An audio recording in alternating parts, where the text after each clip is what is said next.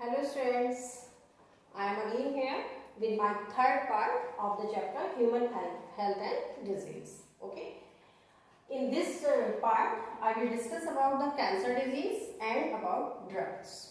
Okay. First of all, we will discuss about cancer. What is cancer? Cancer is a disease and it is non-infectious disease. But cancer में होता क्या है? Cancer में sales में uncontrolled division होता है। जब भी सेल्स में डिवीजन होता है तो उसके बाद उसमें डिफरेंशिएशन प्रोसेस होती है। उसमें क्या होता है कि सेल्स का जो वर्क है उसके अकॉर्डिंग उनके ग्रुप्स बनते हैं। But here in the case of cancer only cell uncontrolled cell division of cells without any differentiation will be happen. Uncontrolled division cells का होता चला जाएगा और उनमें किसी भी तरह का कोई डिफरेंशिएशन ओके अब इसी के साथ साथ मैं आपको कैंसर की कुछ प्रॉपर्टीज, कैंसर सेल्स की कुछ प्रॉपर्टीज भी साथ साथ बताती हूँ। अनकंट्रोल्ड डिवीजन हो गया। Next, cells lose the property of contact inhibition. Cancer cells की जो स्पेशलिटी है कि वो कांटेक्ट इनहिबिशन प्रॉपर्टी उनकी लॉस्ट हो जाती है। इसके बाद कॉन्टिन्यूस डिवीजन होने की वजह से वो एक mass of the cell prepare कर लेते हैं and that mass of the cell is known as tumour. Continuous division होता जाएगा, सेल्स के नंबर्स इंक्रीज होते जाएंगे तो एक mass of the cell will be generate and that is known as the tumour. That is very dangerous. Okay, now इस tumour में एक और प्रॉपर्टी होती है, the cells will again divide and इससे बगल वाली और जो नेक्स्ट सेल्स होंगी वो भी डिवाइड होती जाएंगी and it will form the secondary tumour. पहले फर्स्ट प्राइमरी ट्यूमर बनेगा, डिवीजन सेल्स का अनकंट्रोल्ड कॉन्टिन्यूस रहेगा और उसके बाद सेकेंडरी ट्यूमर भी फॉर्म हो जाएगा। It mean they are showing metastasis. ठीक, this is about the cancerous cells. अब ये जो यहाँ पे ट्यूमर बन रहा है तो ये ट्यूमर टू टाइप्स के होते हैं। एक तो होता है बेनाइन ट्यूमर, एक होता है मैलिग्नेंट ट्यूमर। दोनों में थोड़े से डिफरेंसेस होते हैं। क्या मेन डिफरेंसेस हैं? ठीक, इसके बारे में हम पढ़ते हैं। ये नॉन कैंसरस होता है, ये कैंसरस होता है। इट मीन्स कि ये cell to cell next cells में ट्रांसमिट नहीं होगा, जबकि ये वाला होता है। ठीक, ये जहां पर एक बार बन गया उसी स्पेस पर रहेगा, जबकि ये आगे भी ट्रांसफर होता जाएगा। इसके बाद does not show metastasis. Same चीज वही जो मैं अभी आपको बता रही थी, does not show metastasis and it will show the metastasis. It means अपनी नेक्स्ट सेल्स को वे ये प्रॉपर्टी ट्रांसमिट करने की इसमें प्रॉपर्टी नहीं है, जबकि इसमें होती है प्रॉपर्टी। अब जब इसमें सेल में ग्रोथ होती जाएगी, डिफरेंट उसमें सेल अनकंट्रोल्ड डिवीजन होता जाएगा, तो after reaching a certain size the growth of the cell will be stop. जब सेल में एक प्रॉपर एक साइज उसका बन जाएगा ट्यूमर का, तो उसके बाद सेल में ग्रोथ स्टॉप हो जाती है, जबकि इसमें ऐसा नहीं होता है। मैलिग्नेंट ट्यूमर में ये इनडेफिनिट ग्रोथ होती है, कॉन्टिन्यूस ग्रोथ होती चली जाती है। क्लियर? और यहाँ पर क्या है, they are less fatal to the body and they are more fatal to the body. More fatal and less fatal means कि they causes more death. Because of the malignant tumour more deaths will be caused, जबकि benign tumour की वजह से death कम होती है। इसका एक मतलब हम ये निकाल सकते हैं कि it is curable, more curable and it is less curable. इसका ये भी मतलब होता है। ठीक हो गया? तो ये तो हो गया अबाउट द ट्यूमर्स कि जो इसमें सेल में कैंसर में जो डिफरेंट अनकंट्रोल्ड डिविजन्स हो रहे हैं, उसके बाद सेल्स बन रही हैं, सेल का एक मास बन रहा है, that is known as tumour. वो ट्यूमर टू टाइप्स के हो जाते हैं, बेनाइन ट्यूमर एंड मैलिग्नेंट। ठीक है? अब क्वेश्चन आता है कि how cancer is occurring, what are the causes of cancers, what are the agent which are responsible for the cancer. वो कौन से एजेंट होते हैं, वो कौन से कॉजेस होते हैं जिनकी वजह से कैंसर होता है। कुछ कैंसर कॉजिंग एजेंट्स होते हैं, those are known as carcinogens. Cancer causing है, it mean they are responsible for causing cancer, उनको कहते हैं कार्सिनोजेंस। अब ये कैंसर कॉजिंग एजेंट्स जो होते हैं, we can divide them in three categories: chemical agents, physical agents and biological agents. As the name indicate, chemical agents, it means some chemicals are there which are responsible for cancer. Like two examples are here: aniline dye and benzopyrin. These are the chemicals which are responsible for the cancer. Secondly, physical agents. Physical agents mean some rays are there which are responsible for cancer, like X-rays या gamma rays.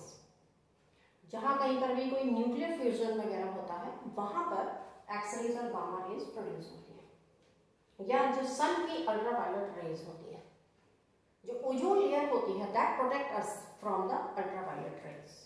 But if in any case ultraviolet rays are come to the earth and they are hitting the surface of the skin of the human being, then they are cancer causing. अगर वो किसी भी तरह से human skin को touch कर रही है तो वो कैंसर कॉजिंग होती है. ठीक है. इसके अलावा एक्सरेज और गामा रेज. जो एक्सरे होते हैं, इसीलिए जो भी एक्सरे करने के लिए जो पर्सन होता है उसको एक शील्ड, एक कवर, उसको जैकेट उसको पहननी होती है. Clear this thing. इसके बाद आते हैं बायोलॉजिकल एजेंट्स. अंडरस्टूड है कि बायोलॉजिकल एजेंट है, it means they are some micro organism. तो ये माइक्रो ऑर्गेनिज्म होते हैं जो कैंसर कॉजिंग माइक्रो ऑर्गेनिज्म होते हैं. Those are known as oncogenic viruses. Related to cancer is known as oncogenic. ठीक. तो those virus which are related to the cancer cause, those are known as oncogenic viruses. And some parasites are also there which are cancer causing. So in this way we have seen some causes of cancers. Cancer causing agents को हम carcinogens बोलते हैं. ठीक है. ये 3 types के होंगे. Chemical agents हो गए, फिजिकल हो गए, बायोलॉजिकल हो गए. केमिकल में सब केमिकल्स आ जाएंगे, फिजिकल एजेंट्स में कुछ रेज होती हैं, और बायोलॉजिकल में कुछ बायोलॉजिकल एजेंट्स होते हैं, सब माइक्रोब्स आ गए. ये तो हो गया कैंसर के बारे में. ये कैंसर की कैरेक्टरिस्टिक्स हो गई सेल्स की, ये ट्यूमर की कैरेक्टरिस्टिक्स हो गई, और ये उसके कॉजेस हो. अब आता है टाइप्स ऑफ द कैंसर, कि कैंसर के किस तरह की टाइप्स होंगे. आपने कई तरह के कैंसर के नाम सुने होंगे. Lung cancer, blood cancer, skin cancer, kidney cancer, किसी भी तरह का कोई कैंसर, या गॉल ब्लैडर में कैंसर है, या लेडीज में यूट्रस में कैंसर आपने सुना होगा, ट्यूमर सुना होगा कि ये है. तो all these are the types of cancer. Clear this thing. So we can divide them in 4 categories. First of all, carcinoma cancer. Carcinoma क्या होता है? It is a type of skin tissue cancer, epithelial tissue cancer. तो जो epithelial tissue में cancer होगा, that is known as carcinoma, like skin cancer. Okay. Second is melanoma cancer. Melanoma is related to the melanocyte cells of the skin. Skin में कुछ melanocyte cells होती हैं, उनसे related होता है. Okay. Then sarcoma, it is also a tissue cancer. And last one is the leukemia or lymphoma. These are the blood cancers. They are related to the blood cells. It means it is skin cancer, it is related to melanocytes, and sarcoma, it is related to tissue, and leukemia and lymphoma, it is related to blood cells. So blood cancer and blood cells cancer, these type of cancers are there, common cancers जो होते हैं. ठीक है ना. अब इसके बाद आता है कि how it is, what is the treatment of the cancer. Some cancers are curable and some are not curable. कुछ cancers ऐसे हैं जो curable होते हैं और कुछ cancers curable नहीं होते हैं. Like अगर इस टाइप का कोई ट्यूमर है, that is curable. इस टाइप के कैंसर में क्यूरेबल डिपेंड करता है कि वो किस स्टेज तक पहुंच चुका है. अगर प्राइमरी स्टेज में आइडेंटिफाई हो जाता है, डायग्नोज हो जाता है, तो may be it will be curable. लेकिन अगर इसकी लास्ट स्टेज आ रही है या प्री लास्ट स्टेज में है ये, तो डिपेंड करता है कि कितना लॉस बॉडी को हो चुका है, उस पर डिपेंड. ठीक है. One method is surgery. As the name indicate, in this method tumour will be remove surgically.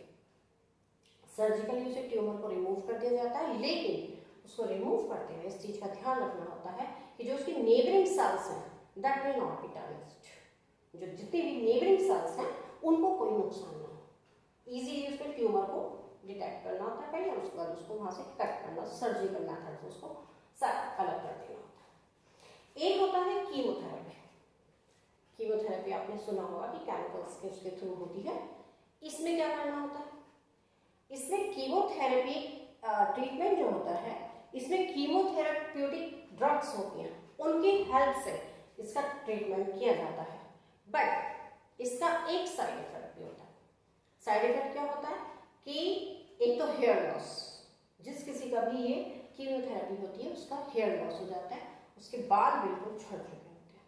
ठीक, कुछ लोगों में स्किन प्रॉब्लम भी हो जाती है कीमोथेरेपी के बाद, कुछ लोगों को एलर्जी हो जाती है कीमोथेरेपी के बाद। ठीक है, और कुछ लोगों में एनीमिया हो जाता है, यानी डेफिशिएंसी ऑफ ब्लड। तो ये अलग अलग इसके साइड इफेक्ट्स होते हैं जो अलग अलग लोगों में होते हैं। तो सर्जरी में हमने ट्यूमर को रिमूव करना होता है और कीमोथेरेपी में इसको ड्रग्स के थ्रू करना होता है, लेकिन उसके साइड इफेक्ट्स भी होते हैं। Now the third one is immunotherapy. As the name indicate, इसमें क्या करना होता है, इसके इम्यून सिस्टम को इसमें इम्प्रूव करना होता है। कुछ बायोलॉजिकल मॉडिफायर्स होते हैं जिनकी हेल्प से इसको इम्यून सिस्टम को एक्टिवेट करना होता है। तो इम्यून सिस्टम एक्टिवेट होने के बाद ये ट्यूमर सेल्स को डिस्ट्रॉय करने में हेल्पफुल हो जाता है।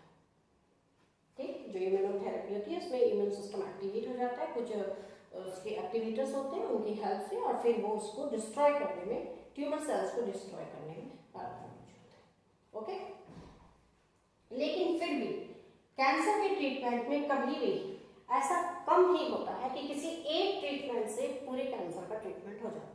नॉर्मली वो एक कॉम्बिनेशन होता है कि उसमें एक पार्ट का सर्जरी भी करनी पड़ती है, किसी पार्ट की कीमोथेरेपी भी करनी पड़ती है। तो it is the combination of treatments. तो कई सारे ट्रीटमेंट्स मिला के तब जाके कैंसर का ट्रीटमेंट होता है। ठीक है, डिपेंड करता है कि कैंसर किस स्टेज में है, जैसे स्टेज होती है उसके अकॉर्डिंग उसका ट्रीटमेंट हो जाता है। तो this is all about cancer. Cancer क्या होता है ये हमने समझ लिया, उसके कैरेक्टरिस्टिक्स हमने समझ लिए, फिर जो से ट्यूमर बनता है उसके टाइप्स हमने समझ लिए, उसमें क्या डिफरेंसेस है वो हमने समझ लिया। इसके बाद उसके कॉजेस हमें पता चल गए, कॉजेस के बाद हमें उसके टाइप्स भी पता चले कि how many types of these cancers, और इसके बाद इसका ट्रीटमेंट भी हमें समझ आ गया। Now the last topic of the chapter is drugs and alcohols. Do you know what are drugs and what is alcohol? Drugs और मेडिसिन में क्या डिफरेंस है? सबसे बड़ी चीज, जब भी ड्रग्स की बात आती है तो स्टूडेंट एक चीज जरूर पूछते हैं कि what is the difference in drug and medicine. तो मेडिसिन क्या होती है, which is given in a limited quantity by the doctor and prescribed by the doctor for the treatment of any disease. जो मेडिसिन है वो किसी भी doctor से प्रेस्क्राइब होती है और वो किसी न किसी डिजीज की ट्रीटमेंट के लिए होती है। जबकि जो ड्रग्स होती हैं, ये ड्रग्स जो होती है they are not for the treatment, ये ट्रीटमेंट के लिए नहीं ली जाती है। इसका उसको एडिक्शन हो जाता है, क्योंकि ड्रग्स और अल्कोहल ये दोनों ही चीजें ऐसी होती हैं जो किसी को भी जिसको इसका एडिक्शन होता है उसको कुछ टाइम के लिए उसकी मेमोरी लॉस हो जाती है। मेमोरी लॉस का मतलब कि वो अपनी जो उसकी नॉर्मल कंडीशन है उसको भूल जाता है थोड़ी देर के लिए। ठीक है, ड्रग्स एंड अल्कोहल, तो वो थोड़ी देर के लिए, आप ये समझ सकते हैं कि वो थोड़ी देर के लिए अपने जो इसका ये प्रेजेंट चल रहा है उससे वो थोड़ी देर के लिए भूल जाता है कि मेरे साथ क्या प्रॉब्लम्स चल रही है। तो नॉर्मली लोग अल्कोहल जो लेते हैं या ड्रग्स लेते हैं वो इसीलिए लेते हैं कि they want to refuse their tensions. उन्हें लगता है कि इसको पीने के बाद हमारी टेंशन खत्म हो गई। वो खत्म नहीं होती है, वो कुछ टाइम के लिए उनके माइंड में थोड़ा सा वीक हो जाती है कुछ टाइम के लिए। तो इस तरह से जब वो जितनी देर वो उसके नशे में रहते हैं उतनी देर तक उन पर असर नहीं होता है उसका, उनकी जो टेंशन है, तो उन्हें लगता है ये एक अच्छा तरीका है अपनी टेंशन को अवॉइड करने का। ठीक है, तो इससे टेंशन को वो कुछ टाइम के लिए अवॉइड कर सकते हैं, पर टेंशन का सॉल्यूशन नहीं मिल रहा है यहाँ से हमें। ठीक हो गया, तो चलिए पहले हम ड्रग्स के टाइप्स के बारे में पढ़ेंगे और उसके बाद हम अल्कोहल के लिए पढ़ेंगे कि क्या है। ड्रग्स की डिफरेंट कैटेगरीज होती हैं depending upon their chemical nature, कि जो उसमें उनके अंदर केमिकल्स होते हैं उसके अकॉर्डिंग उनकी डिफरेंट कैटेगरीज होती है। हम कुछ डिफरेंट कैटेगरीज के बारे में पढ़ लेंगे कि उनके सोर्सेज क्या होते हैं, किन प्लांट से वो मिलती हैं और वो किस तरह से इफेक्ट करती हैं। ठीक, जैसे इसमें हम सबसे पहले पढ़ेंगे फर्स्ट कैटेगरी ऑपियोइड।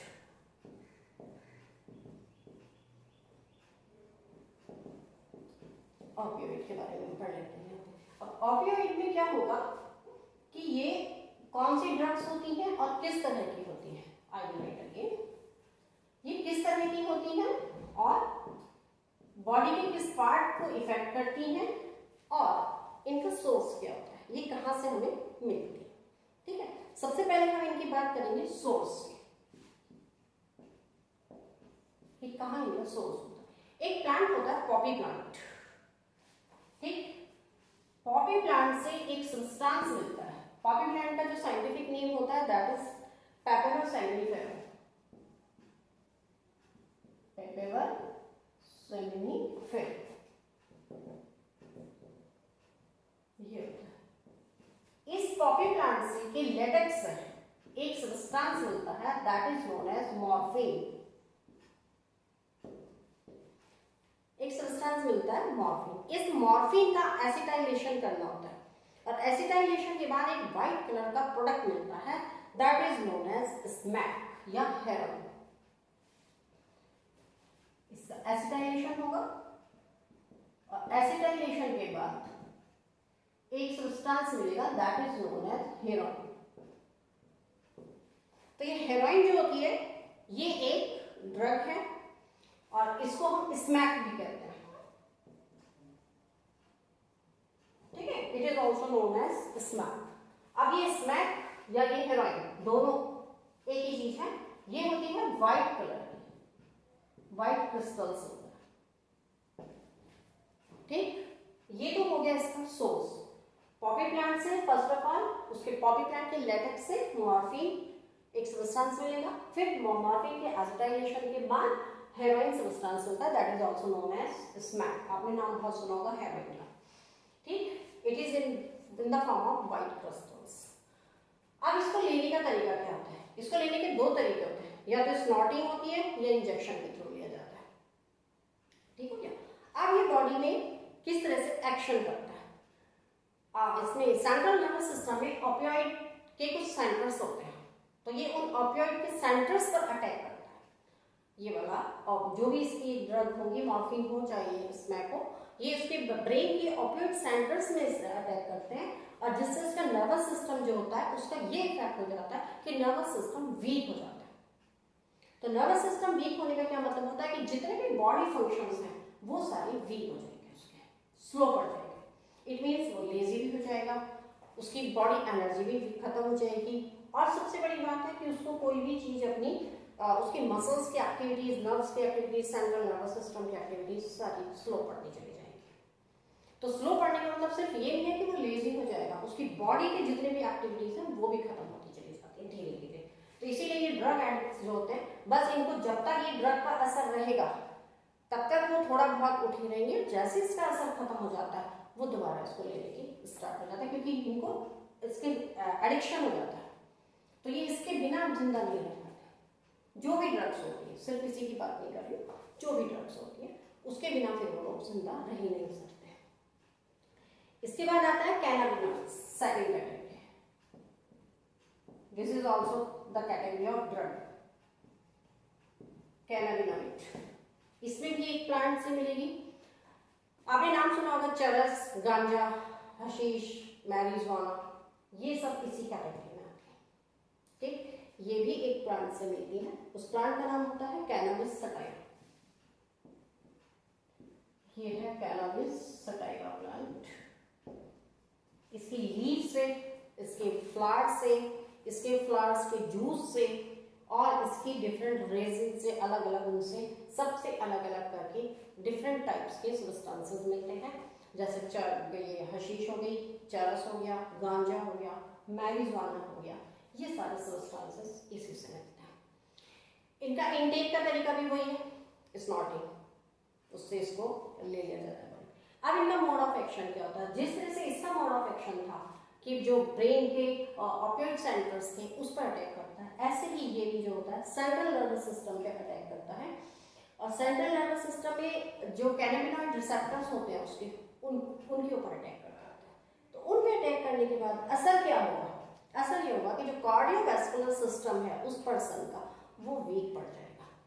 तो कार्डियोवैस्कुलर सिस्टम वीक पड़ने का मतलब उसकी heart working of heart and working of brain both will be slow down, दोनों स्लो पड़ जाएंगे। ठीक है, ये इसीलिए इसको कहते हैं कि ये लोग एडिक्ट हो जाते हैं, ये फिर और कुछ काम नहीं कर सकते हैं। इसके बाद थर्ड वन आता है Coca alkaloid. Third category is Coca alkaloid. Again, these alkaloids are taken from a plant. ये भी हम एक प्लांट से मिलते हैं। एल्थोजाइलम कोका प्लांट होता है, इससे मिलते हैं एल्थोजाइलम कोका प्लांट, इस प्लांट से ये मिलते हैं। इसके बाद फिर वही आएगा इसका मोड ऑफ इनटेक, वही स्नॉटिंग होगी, स्नॉटिंग से लिया जाएगा। मोड ऑफ एक्शन इसका भी वही होगा कि ये क्या करेगा, सेंट्रल नर्वस सिस्टम को पहले तो एक्टिवेट करेगा।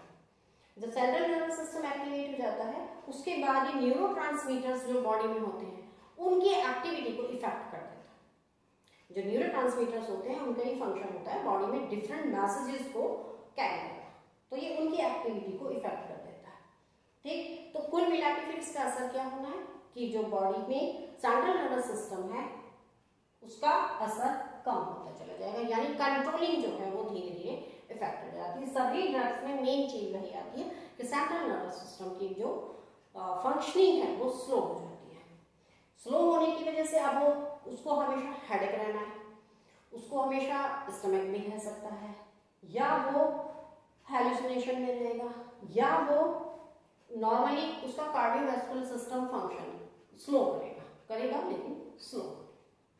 ठीक है, इसके बाद आता है टोबैको, फोर्थ नंबर पे टोबैको यानी कि तंबाकू। अब इसका क्या होता है, ये भी प्लांट से मिलता है।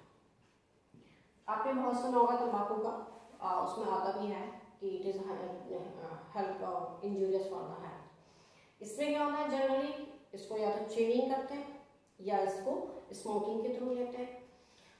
दोनों ही तरीकों से it is very very harmful, क्योंकि इसमें एक सब्सटेंस होता है निकोटिन। टोबैको में एक सब्सटेंस होता है that is known as nicotine.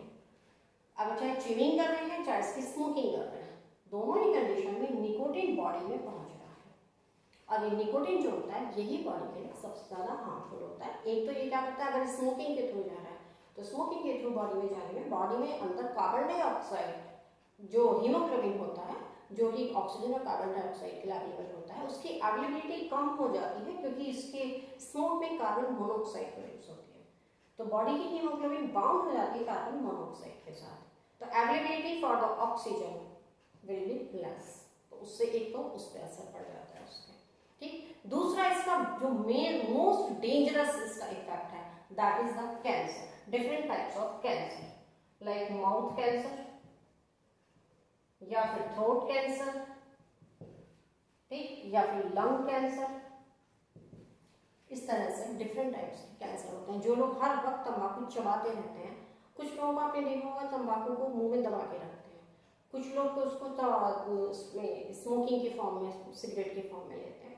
किसी भी फॉर्म में लिया जाए उसमें कैंसर की परसेंटेज, उसकी जो प्रोबेबिलिटी होती है वो बहुत ज़्यादा होती है and it is very very dangerous. कई बार तो ये होता है कि यहाँ से फूड पाइप और वो उसका बिल्कुल डैमेज हो चुका होता है जिसको कैंसर हो जाता है उसका। ठीक हो गया, ये सारे इसके हार्मफुल इफेक्ट्स हो जाते हैं। अब वो चाहे च्यूइंग करें, चाहे वो ओरली ले, चाहे वो उसको स्मोकिंग में ले, इस तरह के डिफरेंट टाइप्स ऑफ कैंसर उसको हो जाते हैं। अब आता है इसमें लास्ट एल्कोहल। ठीक है, कि अल्कोहल लेने वाले क्या होता है, इसका मोड ऑफ इंटेक क्या होना है अल्कोहल का, ओरली। ठीक है, अल्कोहल जो लिया जाता है ओरली लिया जाता है, ओरली इसका इंटेक होना होता है। अब इसका मोड ऑफ एक्शन क्या होता है, ये जो होता है एनेस्थेटिक इफेक्ट इसका होता है, तो ये नर्वस सिस्टम सेरिबेलम और सेरिबेलम को इफेक्ट कर देता है।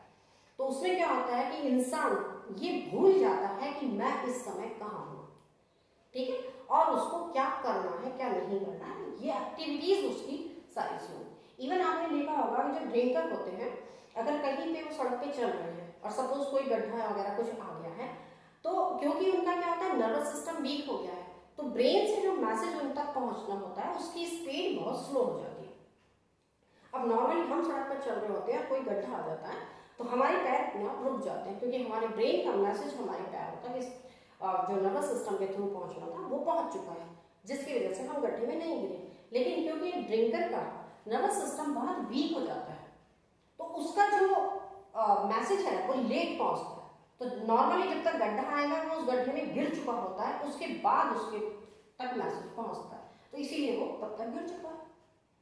ऐसे अगर वो ड्राइविंग कर रहे होते हैं तो उनको जो होता है साइड का भी कंफ्यूजन हो जाता है। साइड कंफ्यूजन का क्या मतलब कि जो चीज दूर है वो उन्हें पास नजर आ रही है और जो चीज पास में होती है वो उन्हें दूर दिखती है, या उल्टा हो जाता है कि उन्हें कोई चीज एक होती है उन्हें दो दिखाई देती है।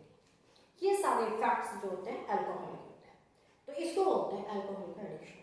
ठीक, तो ये इस तरह की इनको सारी की सारी प्रॉब्लम्स आती हैं। उसके बाद जो अगर हम इंटरनल देखें तो इंटरनली अल्कोहल जो होता है लीवर को डैमेज करता है। जो कॉन्टिन्यूस ड्रिंकर होते हैं वो उनमें लीवर उनका इतना डैमेज हो चुका था कि अगर उनकी डेथ होती है तो वो लीवर डैमेज की वजह से ही होती है, तो उसका मेन रीजन लीवर डैमेज ही होता है।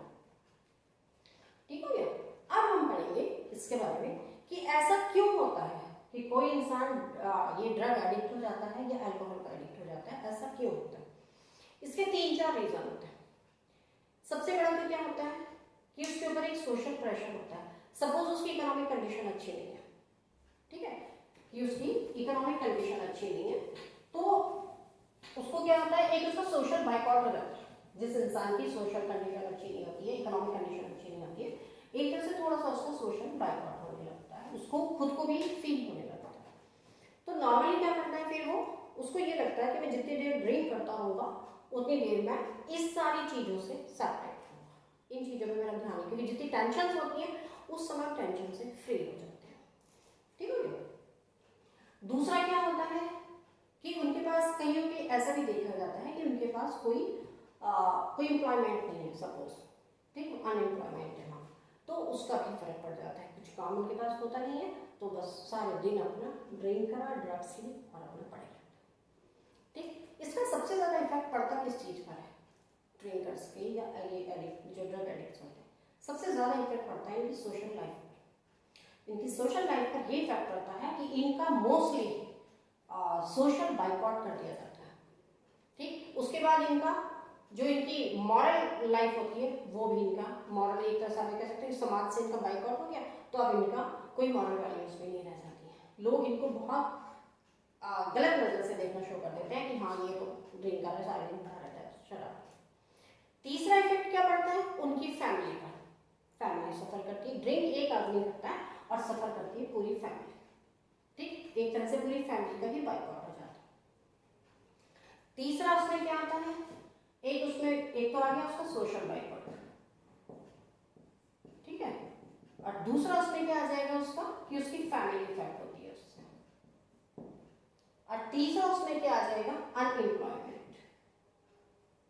पहले ही उसका एम्प्लॉयमेंट कुछ नहीं था और अनएम्प्लॉयमेंट अगर वो कहीं वर्क भी कर रहा होता है तो वहां से उसको हटा दिया जाता है, क्योंकि वो अपने वर्क पे फोकस ही नहीं करता। तो ये और फिर अनएम्प्लॉयमेंट के बाद क्या हो जाएगा, पॉवर्टी यानी गरीबी। तो गरीबी की वजह से फिर वही मार्केटाइल वगैरह शुरू होते हैं। तो ये हो जाते हैं सारे इनके रीजन जिनकी वजह से जो इसके इफेक्ट्स ये। अब इसका क्या प्रिवेंशन हो सकता है, प्रिवेंशन इसका एक ही होता है कि इन लोगों का ट्रीटमेंट किया जाता है। ट्रीटमेंट करने के लिए भी क्या होता है कि प्रॉपरली इनको एक तो सबसे पहले इनका जो इनके ऊपर प्रेशर होता है वो अवॉइड करना पड़ता है कि कौन सा इनके ऊपर ऐसा प्रेशर है जिसकी वजह से ये लोग इस तरह की ये प्रोसेस हो रही है, तो उनका वो इनका अवॉइड करना पड़ता है। इसके बाद होता है कि इनकी काउंसलिंग की जाती है। काउंसलिंग करके इनको समझाया जाता है कि ये ड्रग्स या अल्कोहल लेने से आपकी प्रॉब्लम्स के सॉल्यूशन नहीं है। सॉल्यूशन क्या है कि जब आप ड्रग और अल्कोहल नहीं लेंगे, एक तो आपके पास वैसे ही इकोनॉमिकली आप वीक है और जो भी आपके पास आपका सोर्स ऑफ इनकम है उसको आप खत्म कर देते हैं ड्रग्स और अल्कोहल में। तो दूसरा इनको ये समझाया जाता है। ठीक, और तीसरा होता है कि इनकी बॉडी में जो डेंजर साइन आ रहे हैं, ठीक है, कि सपोज इनको जो बहुत ज़्यादा डैमेज हो रहा है, सपोज उसका लीवर डैमेज हो गया या किसी का नर्वस सिस्टम डैमेज हो रहा है, उसके बारे में उनको समझाया जाता है, उनका ट्रीटमेंट स्टार्ट किया जाता है। तो उसके बाद कुछ लोगों का छूट भी जाती है ड्रग और अल्कोहल की habit. Okay, this is all about this chapter, human health and disease. I hope you understand all these things. Drug और अल्कोहल काफ़ी कुछ आपको पहले से भी समझ आते थे, आप इस चीज़ को आप अच्छे से समझ गए होंगे. Okay, thank you, and this is all about this chapter.